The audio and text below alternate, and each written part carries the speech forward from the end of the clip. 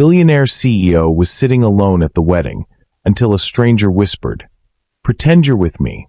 David Sterling sat at table 12 inside the Plaza Hotel's grand ballroom, surrounded by more than 400 guests, yet separated from all of them. His tuxedo was tailored to perfection, his diamond cufflinks caught the glow of the chandeliers, and every detail suggested power and wealth. But his focus was elsewhere. He lifted his third glass of Dom Perignon, watching couples glide across the polished floor while he remained still, an observer rather than a participant. Conversations carried across the room, senators greeting CEOs, producers laughing with financiers, but none of it reached him.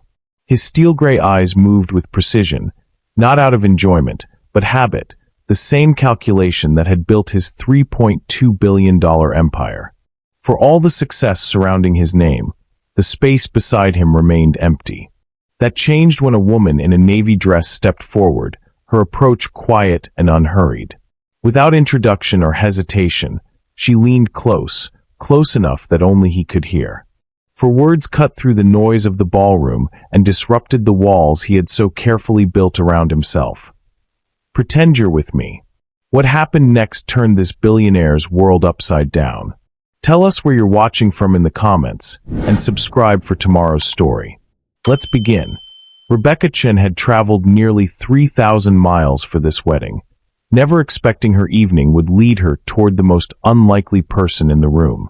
At 34, she was well established in her own right, though her life looked nothing like the world of billionaires and senators who filled the plaza's grand ballroom. Based in Portland, Oregon, she had built a small but respected architecture firm that specialized in sustainable design, schools with natural ventilation, offices that collected rainwater, community centers powered by solar arrays. Recognition had come through articles in niche journals and awards from environmental organizations, but she still preferred site visits in boots and a hard hat over charity galas or high-profile receptions. Her connection to the bride, Victoria Ashford, came from their college days at Columbia. Back then, Rebecca had been the scholarship student with a relentless work ethic, while Victoria had been the daughter of wealth and connections. Despite the differences, they had shared late nights over textbooks and coffee, trading notes and encouragement. When the Ivory invitation arrived months earlier, Rebecca saw it as a chance to reconnect with an old friend, not to step into the orbit of New York's elite. From the moment she entered the ballroom, however, Rebecca felt the weight of separation. She recognized the rhythm of conversations shaped by power and access, where every handshake carried layers of expectation. She mingled politely, but she remained an outsider. Her dress, a simple navy gown she had chosen for its clean lines rather than designer label, marked her as different among glittering couture and diamonds. It was from this vantage point that she noticed David Sterling. She didn't know his name then, nor his role in the technology world. All she saw was a man seated alone at table 12, his presence both commanding and detached. His tuxedo, his posture, his quiet control, all of it suggested someone used to influence. But it was his eyes that caught her attention. While the rest of the room leaned into conversation and celebration, his gaze moved like a scanner, observing without engaging. She watched him decline 2 separate invitations to dance, each time with a courteous nod that closed the conversation before it began. She noticed how he held his champagne glass not as if savoring it, but as if using it to occupy his hands. His place at the table was deliberate, close enough to honor his importance, far enough to shield him from casual chatter. Every detail suggested a man practiced in distance. Rebecca recognized the expression. It was the same one she had carried countless times while navigating spaces where she technically belonged but never quite fit.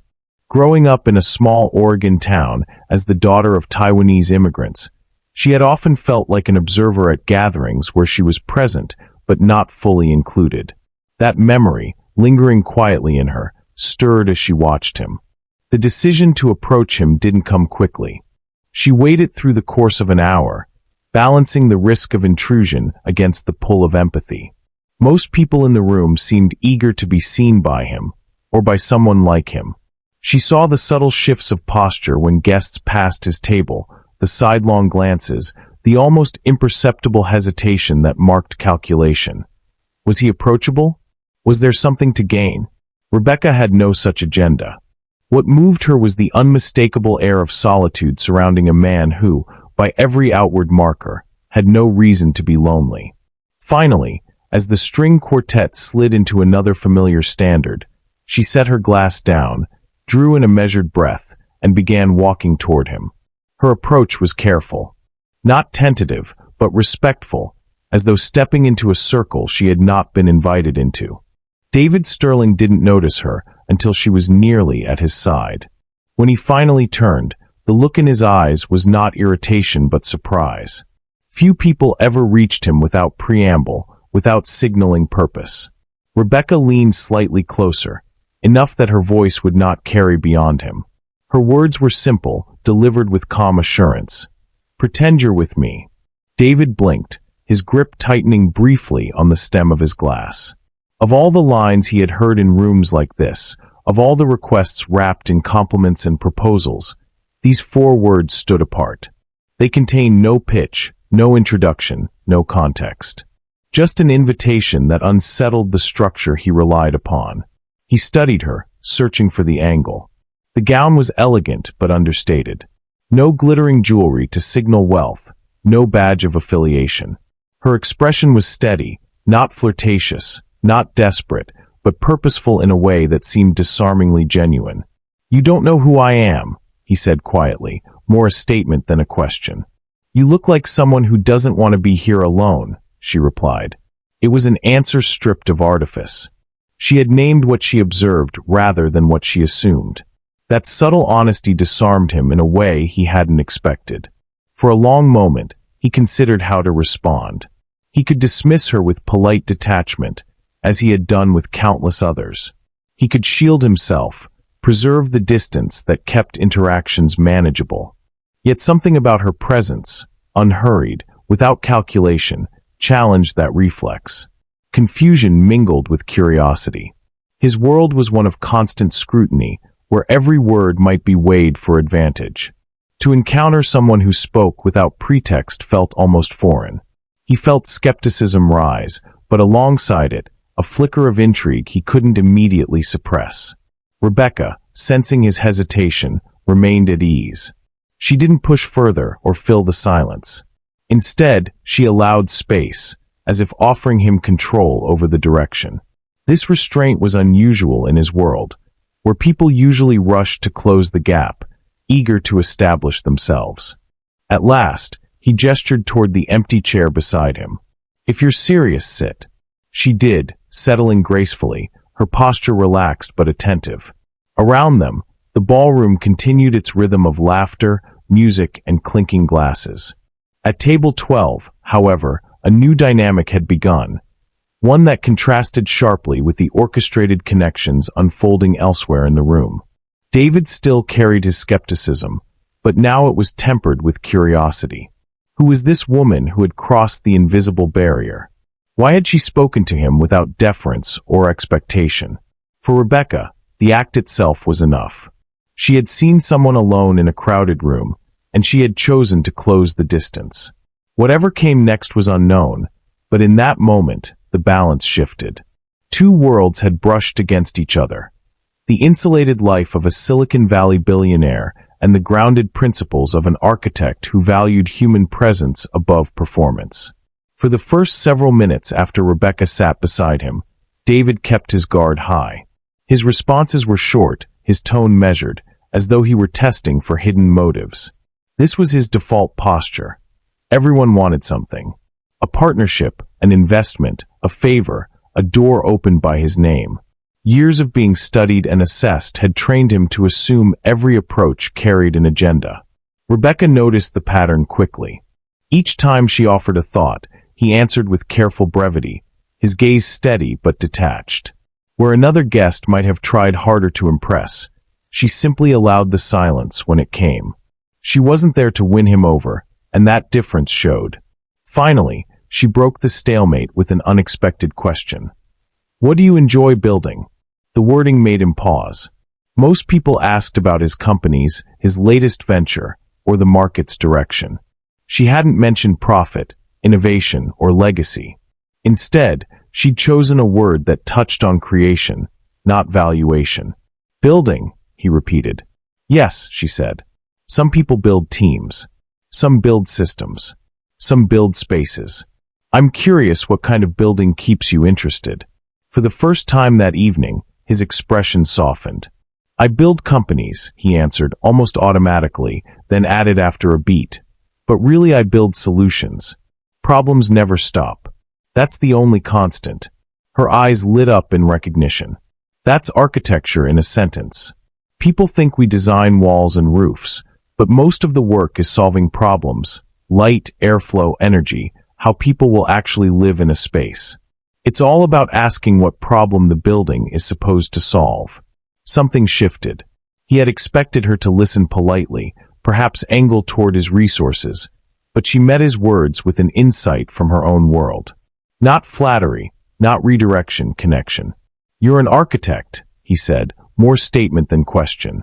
Portland, she replied. Mostly schools and community projects.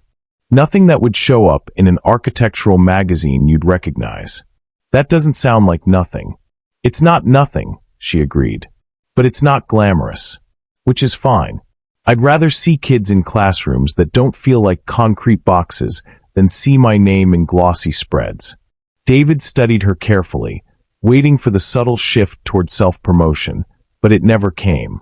Her words held no hint of positioning. She spoke as someone who cared about the work itself. What about you? She asked. Beyond markets and shareholders, what's the part you like most? He hesitated. No one asked him that without a motive. He almost gave his standard answer about innovation, but something about her tone disarmed him. Instead, he said, I like solving puzzles. When everything looks stuck, when there's no obvious way forward, that's when I feel most alive. Everyone else sees obstacles. I see patterns. Rebecca smiled. That's exactly how I feel on a construction site when the engineer tells me what I've drawn isn't possible. It's not the end of the project, it's the start of the conversation. You redraw, rethink, shift a few lines, and suddenly the impossible fits. He laughed, an unguarded sound that caught him by surprise as much as it did her. He couldn't remember the last time he'd laughed in public without calculating how it might be perceived. The sound drew a curious glance from a neighboring table, but David didn't notice. For once, he wasn't observing the room. He was participating in it. Rebecca tilted her head, amused. Was that funny, or just relatable? Both, he admitted. Mostly surprising. What's surprising? That I'm enjoying this conversation. There was no charm in his voice, no attempt at seduction. Just blunt honesty, which for him was its own kind of risk. Conversations usually come with terms attached, he added. Maybe that's the problem, she said. You're used to contracts. I'm just talking. The simplicity of her reply struck him more deeply than he expected. Years of success had conditioned him to expect transaction at every turn. Even friendships often carried expectations. Here was someone uninterested in leverage, speaking not to his status, but to his humanity. As they continued, their discussions shifted easily between technology and design. David described the challenges of scaling a platform globally. Rebecca compared it to designing a building that must endure decades of change. He spoke of engineers who pushed back against visionary goals. She countered with stories of contractors who swore a design couldn't hold. Each example mirrored the other, revealing parallels between worlds that had seemed so distant. The conversation, to David's quiet astonishment, felt effortless. His usual suspicion softened into curiosity. Each time he offered a guarded remark, she responded with openness, not pressure. The dynamic was unfamiliar, yet strangely welcome. Rebecca's interest remained firmly on ideas. She didn't ask about his wealth, his properties, or the circles he moved in. She asked about creativity, frustration, and persistence. For once, he didn't feel like a commodity to be extracted from, but a person with thoughts worth exploring. The realization unsettled him, because it revealed how rarely he experienced it. Beneath the tuxedo, the calculated image, the role of billionaire CEO, there was a man unaccustomed to being seen without pretense. He found himself laughing again when she told a story about a school project where students had sketched their dream classrooms, only to design slides instead of staircases. "We had to explain that gravity still applies," she said, laughing at herself as much as at the memory. Her humor was gentle, unforced, and he responded instinctively. The sound of his own laughter surprised him less this time, though it still felt rare enough to notice. "You're different," he said finally. Rebecca raised an eyebrow. "Different how? Everyone here has an angle. You don't." She shrugged lightly. "Maybe I do. Maybe I just want you to laugh." The remark caught him off guard again, not because it hinted at strategy, but because it was so refreshingly transparent. For the first time that evening, he leaned back in his chair, allowing the tension in his shoulders to ease. Suspicion had not vanished, but it had been replaced by something new, curiosity. Who was this woman who had chosen authenticity over advantage? The ballroom continued around them. The music, the swirl of gowns, the clinking of glasses. But at table 12, the distance between billionaire and architect had narrowed. A conversation had begun that was no longer about testing motives, but about exploring common ground. It was a shift subtle enough that neither announced it, yet profound enough that David felt the balance inside him tip. He was no longer guarding his walls quite as tightly. For the first time in years, he wondered what might happen if he let them down just a little further. The orchestra transitioned to a waltz, and the floor filled with couples once again. David's gaze followed them, but this time not as an observer. Something within him stirred at the thought of joining, not out of obligation, but out of possibility. The conversation had opened a door. The question was whether he was willing to step through it. The orchestra's shift into a sweeping waltz drew more couples to the center of the ballroom, their movements choreographed in elegance. Rebecca followed the swirl of dancers with an easy smile before turning back to David. "Come with me," she said simply. David froze for half a second. "Dance?" "Yes. Unless you have a better excuse than the last two women who asked." His instinct was to deflect. The thought of stepping onto that floor under the gaze of 400 guests set off every protective reflex he carried. His presence would be noticed. Cameras would capture it. Whispers would trail him. Even here, in a private celebration, the story of a billionaire choosing a partner for a dance could ripple outward in ways he didn't control. But Rebecca's eyes held none of that calculation. She wasn't asking to be displayed, and she wasn't measuring how this moment might elevate her. She was simply offering connection. He weighed the risk, his mind moving through its usual calculations until a quieter question surfaced. What would it mean if I said yes? The answer unsettled him: vulnerability. It meant stepping out from behind his armor and allowing himself to be seen not as the billionaire at table 12, but as a man among others. Slowly, he set his glass down. One dance. Her smile widened, and she rose gracefully. David followed, his hesitation still visible in the measured way he buttoned his jacket. Together they walked toward the floor, the crowd parting slightly, eyes turning. He felt the weight of attention immediately, the subtle shift in conversations, the awareness that he was being watched. But when Rebecca placed her hand in his and guided him into position, something shifted. The music caught them, and for once, his body was not a symbol of power or control, but of presence. "You're stiff," she whispered playfully as they began to move. "I don't do this often." "You don't let yourself," she corrected gently. Her words lingered. He had faced down boardrooms, acquisitions, government inquiries, yet here he was unsettled by a simple waltz. His movements were precise, restrained, as though even dancing required a strategy. Rebecca eased him with subtle adjustments, guiding without challenging, encouraging without correcting. As the minutes passed, the rhythm softened his resistance. The room around him blurred, the chandeliers above shimmering as his focus narrowed to the woman before him. He noticed the steadiness of her gaze, the quiet confidence in her posture, the absence of anything performative. "You're not worried about what people are thinking?" he asked quietly. "Why would I be?" she replied. "I'm not here for them." That answer cut through layers of his defenses. For years, every move had been measured by perception, how it would land with investors, how it would be spun by the media, how it would be remembered in the boardroom. He couldn't recall the last time someone had dismissed the weight of other people's opinions so casually. "Everyone's looking," he murmured. "Let them look. They'll forget in 5 minutes. But you'll remember if you let yourself be here." Her words were simple, but they pressed against something deep inside him.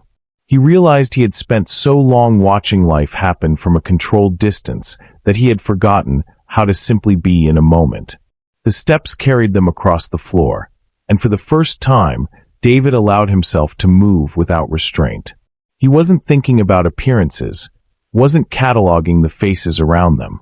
He was present, with her, with the music, with the unfamiliar lightness that came from not carrying the weight of performance.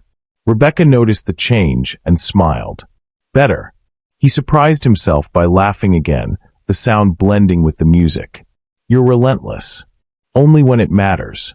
Their conversation continued in fragments between movements. He admitted cautiously that success often felt lonelier than failure.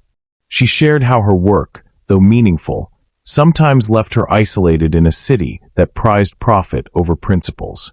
Their words carried no agenda, just recognition. Two people from different worlds discovering that solitude had been a quiet companion for them both. "You have everything," she said softly, "but it must feel strange when no one asks what makes you happy." The honesty struck him harder than the waltz's rhythm. For a moment, he had no practiced reply, no polished response. He simply looked at her, and in that look she saw the truth, loneliness hidden in plain sight. They moved through the final turns as the orchestra swelled, and for the first time all evening, David didn't care about the whispers or the glances. He cared about the fact that he was laughing with a stranger, moving freely, unshackled from the armor he usually wore. When the music ended, applause rose politely around the room. Couples returned to their tables, conversations resumed, and the moment might have dissolved into the rhythm of the evening. But for David it lingered. Something had shifted, small on the surface, profound underneath. Rebecca leaned closer, her voice low enough for only him to hear. "Thank you for trusting me with that." He gave a quiet nod.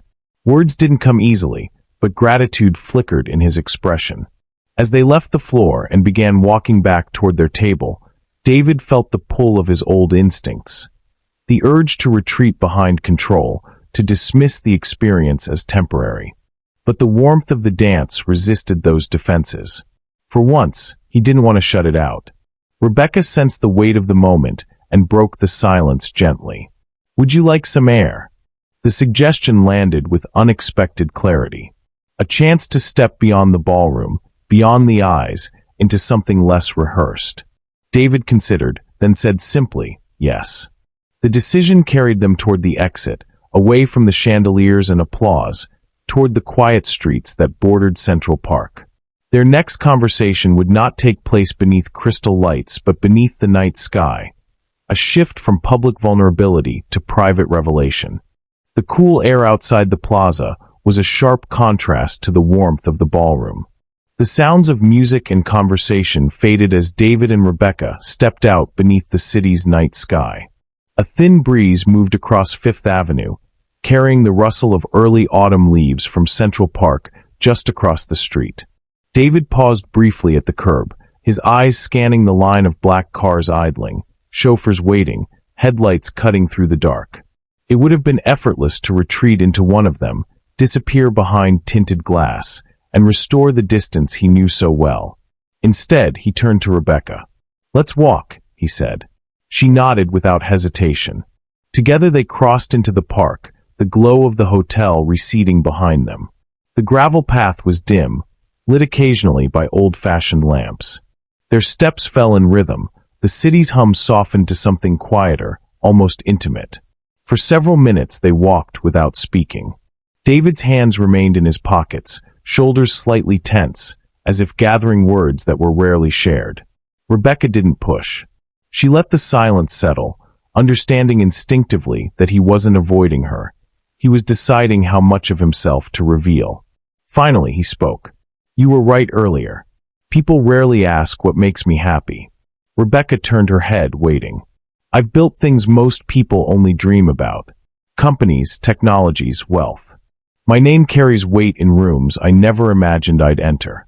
But the truth is," he hesitated, exhaling slowly, "the higher I climbed, the fewer people I trusted. At first, I thought it was a price worth paying. Now I'm not so sure."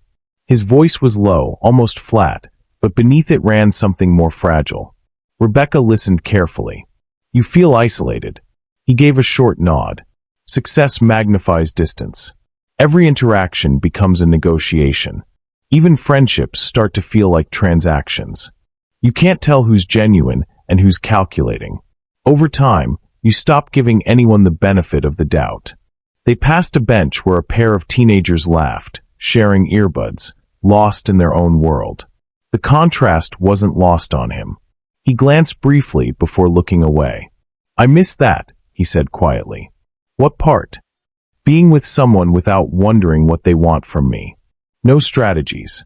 No agendas. Just presence." Rebecca slowed slightly, considering his words. She had expected he might reveal a guarded truth, but not this direct honesty. "You know," she said gently, "wealth doesn't erase loneliness. It just hides it better.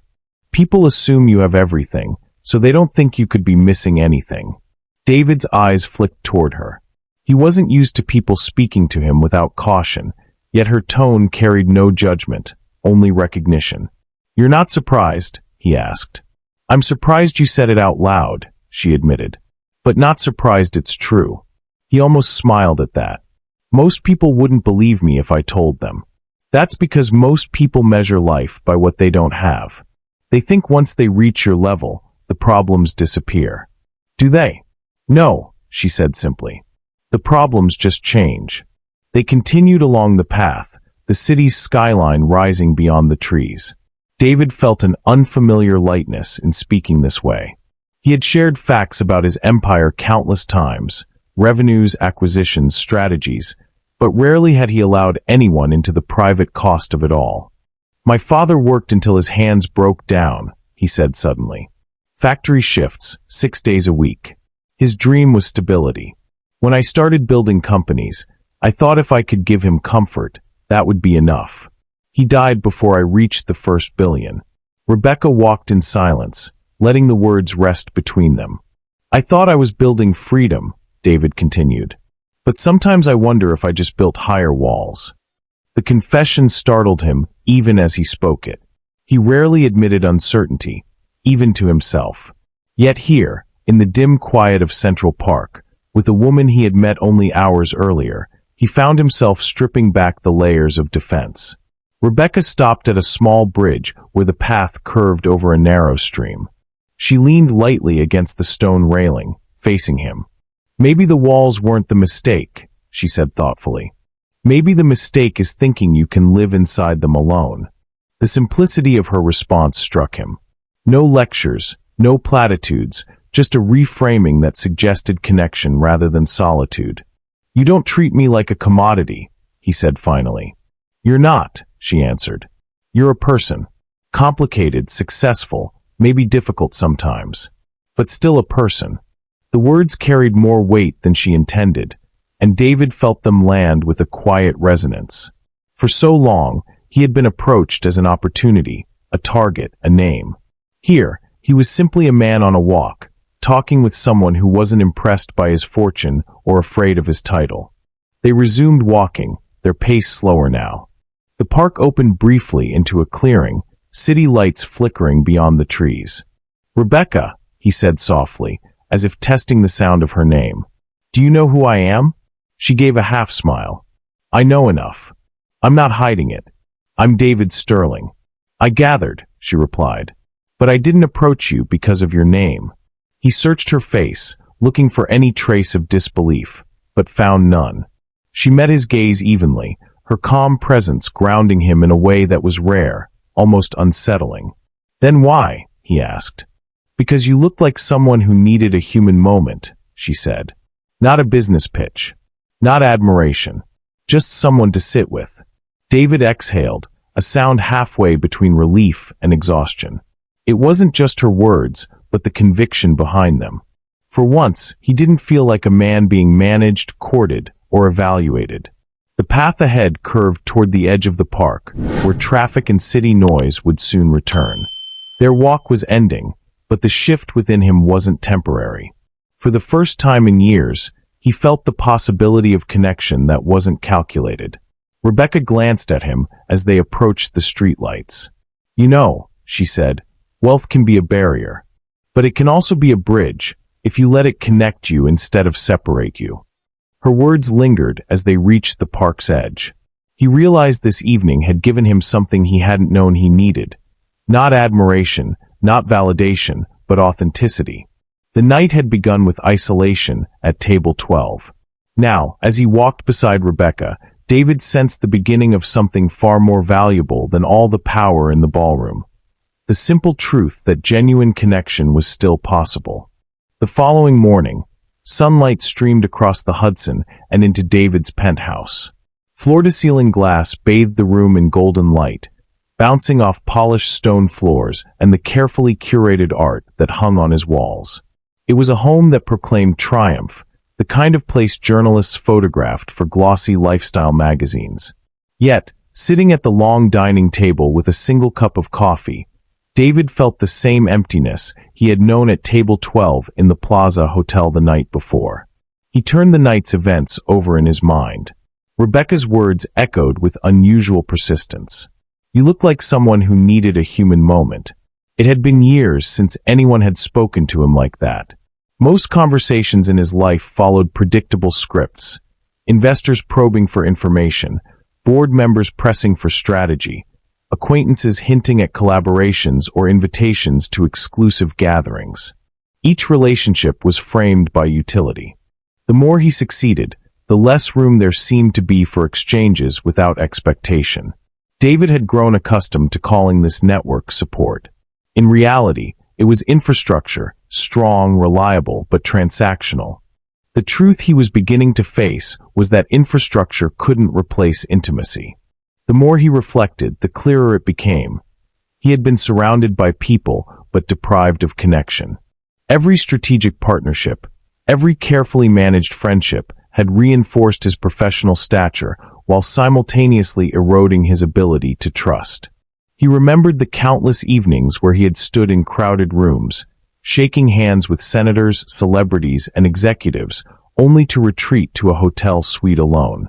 His calendar was filled with names, yet none of them could be called at midnight just to talk. That was the quiet tax of success, loneliness wrapped in applause. Rebecca had seen through that without even knowing the details of his world.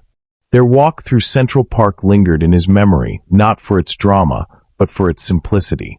It had been a conversation without pretense, a reminder that not every interaction needed to serve a larger agenda. He realized how rare that felt.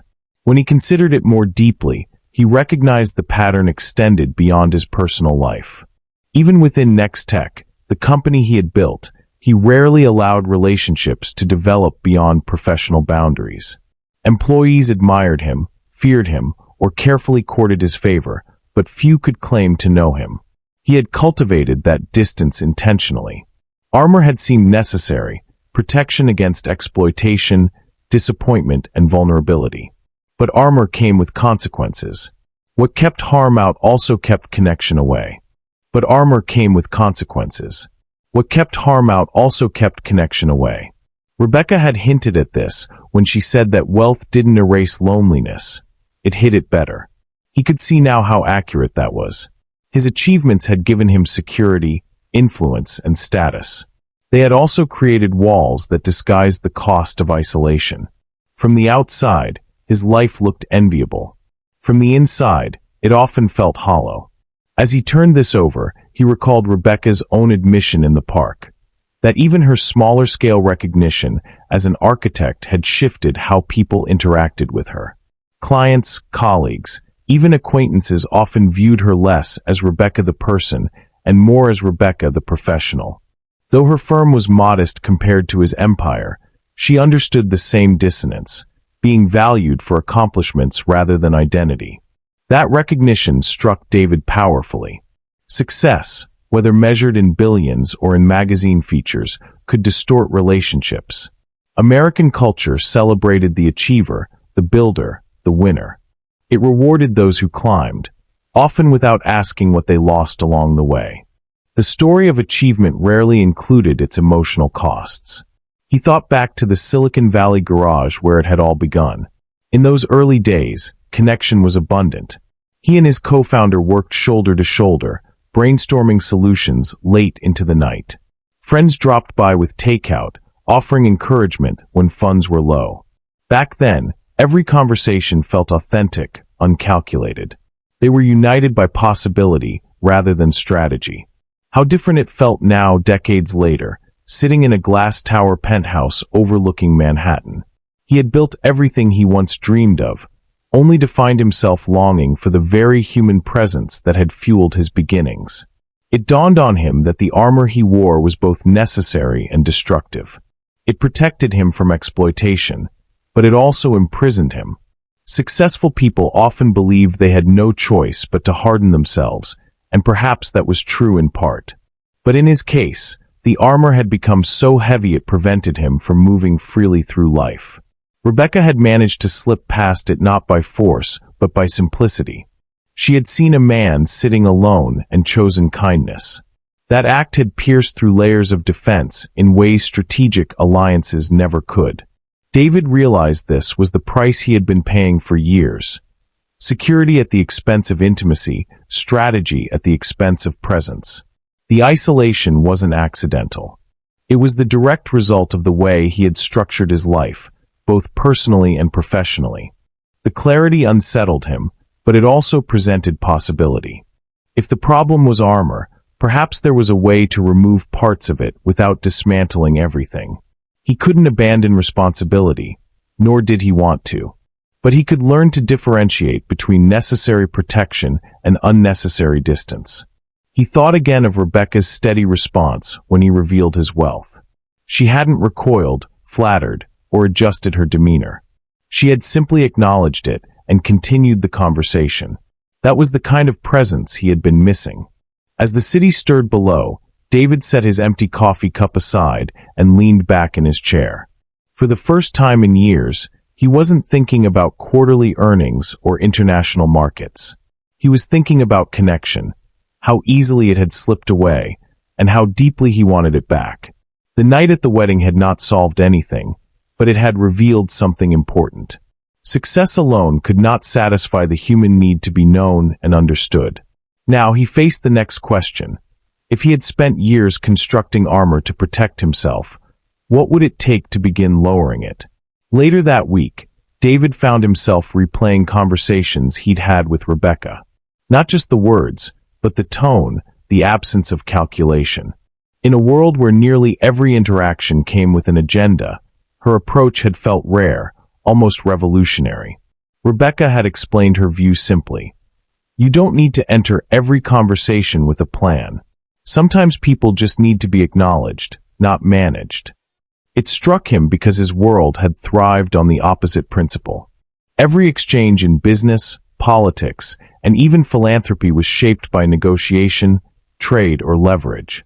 To step into a moment without strategy had felt, to him, like leaving the door unlocked in a dangerous city.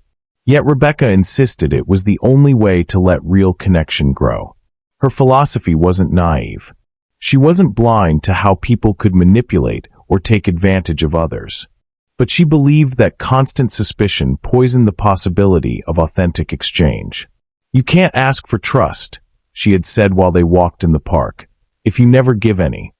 David realized he had been demanding authenticity from others without offering it himself. He wanted employees to be honest, friends to be loyal, partners to be reliable. Yet he rarely exposed his own vulnerabilities in return. He had measured relationships by what they could sustain, not by what he was willing to risk. The more he thought about it, the clearer the distinction became.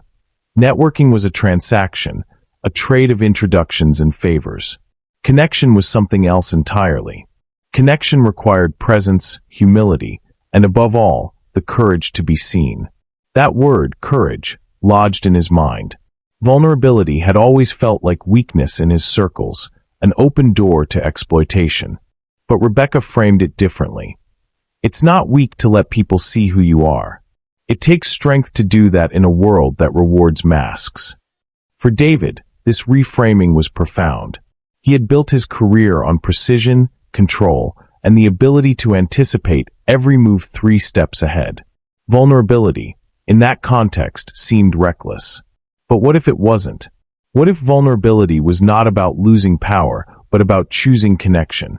He began to notice how rarely he laughed without calculation, how guarded he was even in casual settings. At the wedding, Rebecca had made him laugh genuinely for the first time in years. That single moment of unfiltered joy had done more for his spirit than months of curated social engagements. Her kindness had been disarming not because it was grand, but because it was simple. She hadn't wanted anything from him. No deal, no introduction, no financial backing. She had just noticed a man sitting alone and offered presence. In the world he inhabited, that was extraordinary. David started reflecting on what success was meant to be. He had long thought of it as building, creating a company, shaping markets, leaving a mark. But if success stripped away the possibility of being known as a person, was it really success? Or was it just accumulation? Rebecca's point lingered. Achievement should enhance life, not replace it. True success should expand one's capacity to connect, to contribute meaningfully, and to be fully present. Without that, even billions could feel bankrupt. This realization unsettled him at first. He had built his entire identity on measurable outcomes, revenue, valuation, influence. But there were no metrics for genuine laughter, no quarterly reports for intimacy, no awards for authentic friendship. Those were harder to measure, but perhaps more vital to sustain. Rebecca's example showed him that authentic connection didn't require elaborate effort. It could begin with noticing, with approaching someone not for gain, but for presence. It was as simple as sitting beside a stranger and saying, "Pretend you're with me." For David, that evening had been a kind of mirror. It reflected not just who he was, but what he had been missing. He could see the contrast between the relentless strategist he had become and the human being he still longed to be. The lesson was subtle yet powerful. The same skills that made him a visionary entrepreneur, planning, calculating, protecting, were the very habits that blocked deeper connection. To live fully, he needed to allow moments where no strategy was required. Over the next few days, he began to internalize this truth. During meetings, he caught himself before defaulting into performance. He tried, even briefly, to listen without calculating outcomes. It wasn't easy. Decades of conditioning didn't disappear overnight, but the seed had been planted. He knew now that the armor he wore wasn't unshakable. Rebecca had shown him another way. Courage through openness, strength through kindness, success that deepened connection rather than erasing it. The question that began forming in his mind was simple but challenging. How could he bring this lesson into his everyday life? Not just in rare encounters with strangers, but in the boardroom, with colleagues, and with the few friends who remained on the outskirts of his trust. The night at the plaza had given him a glimpse of something different. Now he faced the harder task, turning that glimpse into practice. David didn't change overnight, but he began with small adjustments. Instead of spending every morning buried in market reports and investor briefs, he started walking to a small cafe near his penthouse a few times a week. No driver, no assistant, no security detail waiting outside, just him standing in line, ordering coffee like everyone else. The first time he did it, no one recognized him. The anonymity was freeing. He noticed how baristas remembered names, how strangers held doors for one another, how small exchanges carried warmth without expectation. Later, he began taking walks through Central Park alone, sometimes in the early morning before the city was fully awake. He had spent years thinking of time as a resource to be maximized. But on those walks, minutes didn't feel wasted. They felt lived. At the office, he tried something radical by his own standards, leaving his phone on the table during meetings without checking it. Instead of pushing every discussion toward measurable outcomes, he asked open questions. How do you feel about this direction? What excites you about this project? His team's surprised expressions told him how rare those questions had been. He also made a habit of unstructured interactions. Rather than limiting conversations to executives and partners, he began stopping by different departments, sitting briefly with designers, engineers, and interns. At first, the exchanges were awkward, but over time they grew more natural. People started seeing not just the CEO, but a man willing to listen. These shifts seemed minor in scale compared to his global responsibilities, yet they reshaped his daily life in ways no financial gain ever had. He felt lighter, as if parts of the armor were finally being set down. 6 months passed, and one afternoon a handwritten envelope arrived at his office. Inside was a note from Rebecca.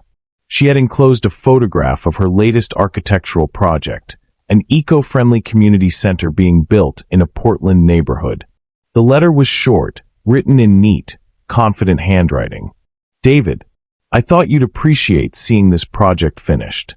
It reminded me of our conversation in the park, about building things that bring people together rather than keeping them apart. I hope you're still finding ways to make space for connection in your world. Thank you again for an evening that reminded me of the same. Rebecca. He stared at the note for a long time. It wasn't an invitation for collaboration, nor a subtle request for funding. It was simply a gesture of continuity, a reminder that their encounter had meaning for her too. For David, the impact was profound. The photo showed people gathering in the new building, children running across an open courtyard, adults mingling by wide glass windows, sunlight spilling into shared spaces. It was a structure designed not just for utility, but for belonging. Holding that image, he felt a connection stretching across miles. It affirmed that one evening at a wedding hadn't been a fleeting accident, but part of a larger truth. Kindness, when offered without agenda, had a lasting effect. He noticed how much his own life had shifted since that night. Conversations with colleagues felt less rigid. Meals with the few friends he had maintained were now more frequent, with laughter no longer rationed. Even in business negotiations, he found himself approaching discussions with more patience, less suspicion. Surprisingly, this openness didn't weaken him. If anything, it built trust in ways aggressive strategy never could. The ripple effect extended beyond him. His leadership team began mirroring his new approach, showing greater attentiveness to one another. Office culture shifted subtly, less about hierarchy, more about collaboration. No memo had announced the change. It emerged organically, sparked by his willingness to soften. David realized this was the broader lesson Rebecca had embodied. A single moment of unexpected kindness could reshape not just a person's mood, but their trajectory. When multiplied, those moments had the power to transform workplaces, friendships, even entire communities. The irony was clear. All his life, he had sought impact through massive scale, multi-billion-dollar valuations, acquisitions, industry disruption. Yet one handwritten note, and a single night of genuine presence had shifted him more profoundly than any deal he had ever closed. Sitting at his desk, the photo in hand, he thought about how often people overlooked these chances. How many times had he sat across from someone, too busy planning his next move to notice the humanity in front of him? How many opportunities for connection had he dismissed because they didn't fit into a measurable outcome? Rebecca's gift wasn't just her words that night. It was the example she set, to approach without hidden agendas, to offer kindness without calculation. That one gesture had rippled outward, reshaping his personal and professional life in ways even he hadn't expected. David placed the photo and letter in a frame on his desk, not as decoration but as a reminder. Success, he now believed, should not distance people from one another. It should create platforms where connection could thrive. The transformation was ongoing, not complete. But he had shifted course. The man who once sat alone in a ballroom now understood that wealth and titles were not barriers to connection unless he allowed them to be. The ripple of Rebecca's kindness continued, reaching into every corner of his life, quietly reminding him that the most powerful changes often begin with the simplest acts. The night at the Plaza Hotel was just one evening, but its meaning stretched far beyond David Sterling's life. What Rebecca offered him wasn't wealth, influence, or opportunity. It was something more fundamental. She reminded him, and perhaps all of us, that beneath the titles, the balance sheets, and the carefully crafted images, every person longs for the same thing: to be seen and valued for who they are. David's transformation highlights a truth that applies to anyone, no matter their place in the world. Whether you're a billionaire CEO, a small business owner, or someone balancing work and family responsibilities, the need for authentic connection is universal. We live in a culture that prizes achievement, but too often forgets that success without connection leaves people feeling hollow. Rebecca's act of kindness was not dramatic. She didn't deliver a speech or make a grand gesture. She simply noticed someone sitting alone and chose to bridge the gap. That choice changed the trajectory of a man's life. It serves as a reminder that the smallest actions, genuine attention, a kind word, a willingness to be present, can carry lasting power. Too often, opportunities for this kind of connection slip past us unnoticed. We scroll through screens instead of engaging with the person beside us. We attend events focused on networking rather than true conversation. We evaluate people by what they can offer rather than who they are. But when we choose to step outside of that cycle, even briefly, we open the door to moments that matter.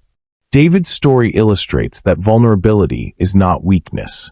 Allowing ourselves to connect without agenda requires courage, especially in environments where everything feels transactional. Yet those are the very moments that remind us we are human first and professional second. There are practical lessons here for anyone watching. Pause long enough to notice the people around you. Ask questions without expecting an advantage in return. Offer presence without calculation. These simple acts can shift not only someone else's experience, but your own. David discovered that wealth did not have to be a barrier to connection unless he allowed it to be. In the same way, none of us should let our circumstances, whether privilege or struggle, become excuses for isolation. Authenticity is available to everyone, but it requires intention. The story also reminds us that success should serve humanity, not isolate us from it. Achievement is valuable, but it should expand our ability to connect, to uplift, and to live fully. If success builds walls instead of bridges, then its purpose is incomplete. Rebecca never set out to change a billionaire's life. She simply acted on empathy in a moment when it was needed. That is the power of kindness. It rarely feels extraordinary in the moment, but its effects can echo far beyond what we see. David's life is not a model because of his wealth, but because of the lesson he uncovered. That authentic human interaction is not a luxury reserved for the rare few. It is essential for everyone, regardless of status. So, the next time you notice someone sitting alone, or you feel the urge to keep your guard up, consider Rebecca's example. Choose connection over calculation, presence over performance. You never know how far that small act may ripple outward. Have you ever experienced a moment when a stranger's kindness changed your perspective? Share your story in the comments and subscribe to catch more inspiring stories. Your support keeps these stories alive, and we can't wait to bring you the next one.